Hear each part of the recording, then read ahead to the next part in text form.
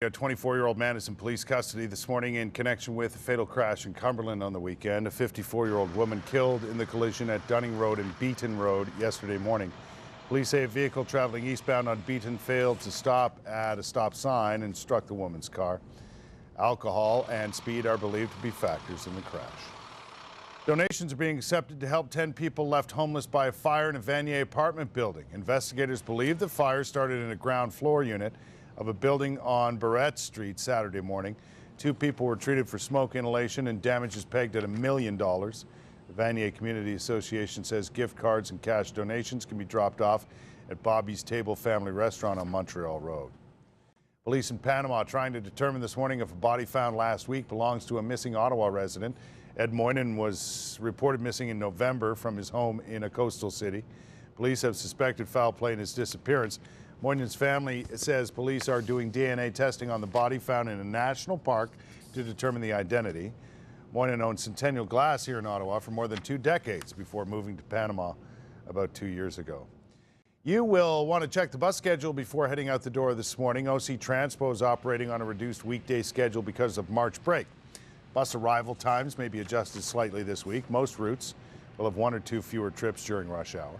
The O-Train continues to run on its normal schedule.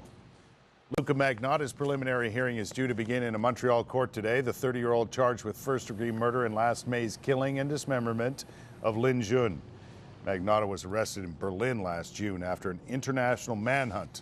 His lawyer plans to ask the judge to bar the media and the public from the preliminary hearing, which will be determined if there's enough evidence to send the case to trial.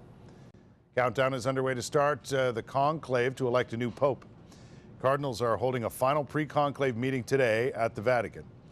Tomorrow afternoon, the 115 cardinals will sequester themselves in the Sistine Chapel for the first vote. If there's no consensus, there will be 4 votes a day until one candidate receives the support of at least 77 cardinals.